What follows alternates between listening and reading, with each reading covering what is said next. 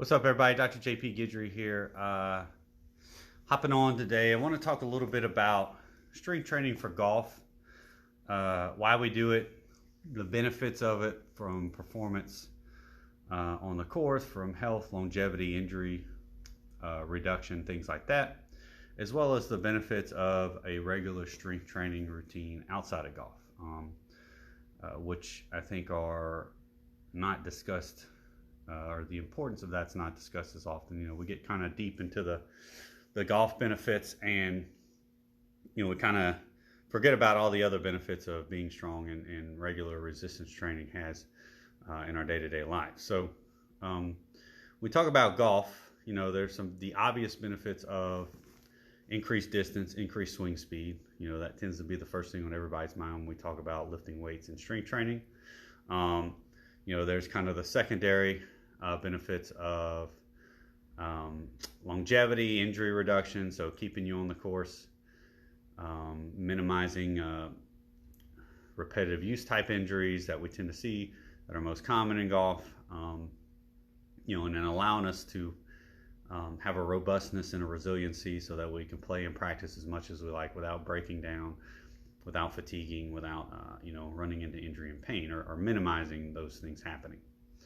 And then we have the secondary goals, the secondary benefits of strength training for golf, which are going to be important for everybody. And this is kind of the benefit of whether you're a golfer or not, participating in a regular strength training regimen, till you die, basically. So these benefits are, very wide range depending on your goals, your needs, but, these are simple things such as being able to play with your kids and grandkids, being able to run, jump, throw, kick, do all these things that they like to do, be able to get on the ground and roll around and wrestle, be able to get back up off the ground.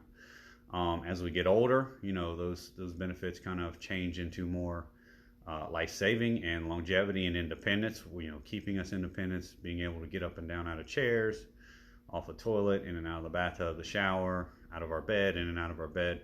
All these things that we do on a day-to-day basis that we may take for granted now, but as we age, may become more difficult. And so having a consistent strength training routine will help mitigate a lot of those age-related losses that we are going to see, whether we want to or not. But we can definitely do some things to minimize those losses, and to slow the curve of aging and kind of maintain our peak for much longer, both in and out of sports. So, inside of golf, the process is pretty much the same. So the specifics of it are going to change a little bit depending on what your goals are. So if your goals are general health, well-being, function, independent, strength training in the basic movement, squat, lunge, deadlift, pressing, pulling, on a regular basis, doing heavy carries, getting up and down from the ground, even some body weight stuff are going to benefit you. And you don't have to, really worry too much about how you program it, the specifics of it. As long as you're progressing, maybe adding more weight on the bar, adding more reps, adding more challenge as you get older, or even maintaining as you get older. Those are kind of the big things for that. When we talk about golf, there's a huge benefit in strength from a force production standpoint. So you need to have the ability to produce force into the ground. You need to have the ability to control, resist, and produce force, through the body in all the planes. So rotationally, laterally, vertically. You need to have the ability to control the club, so upper body strength, be able to distribute that force that you develop from the ground up, put it into the club, and ultimately put it into the ball.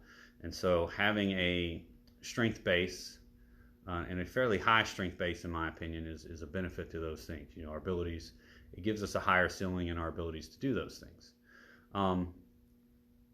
But in the end, strong and slow does benefit a golfer. So at some point, all those strength gains need to be turned into speed. And so that's why, at a certain point, there becomes kind of a diminishing returns of getting stronger and getting stronger. In my opinion, most golfers, especially amateur golfers, aren't nowhere near that point, may never reach that point. But as you do, then that's where changes in programming need to come in, and where either we're playing with different aspects of strength, so emphasizing eccentrics, emphasizing isometrics, working on deceleration and things like that.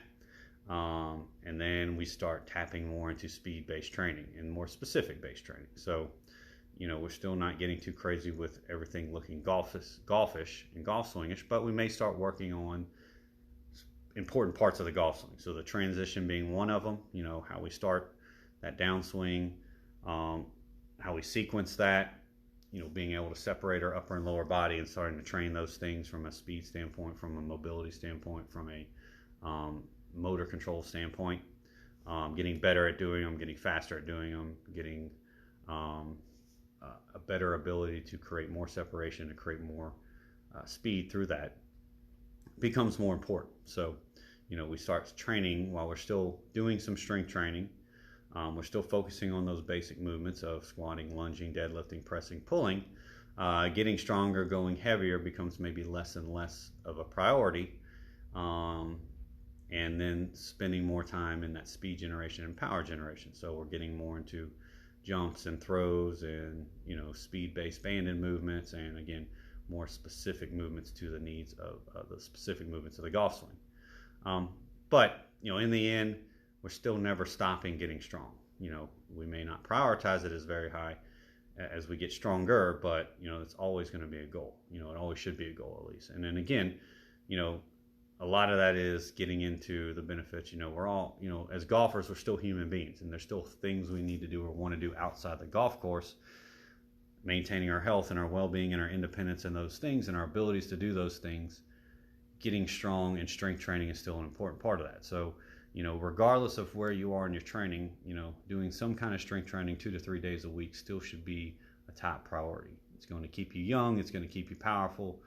It's going to keep you independent. It's going to keep you functional. All these buzzwords you want to throw out there. It's going to keep you safe, reduce fall risk as you get older, keep you on the course, keep you doing the things you love. So if you're not strength training, I highly recommend that you do. It doesn't have to be real complicated. Pick up a weight off the floor, squat or lunge with a weight on your back or in your hands, push a weight, pull a weight, both vertically and overhead. Pick up a heavy weight and carry it for a distance or for time. Those will cover a lot of your basics, and then we can talk about different isometric things for core training and deceleration type training and things like that. If you need help, find a coach. I'm more than willing to help you, even if it's you're just looking for advice. Feel free to message me anytime. You can email me at johnpaul@goodrickpt.com. But definitely, I highly push strength training, regardless of whether you're an athlete, not an athlete, whether you play or don't play golf. I've worked with people outside the world of golf.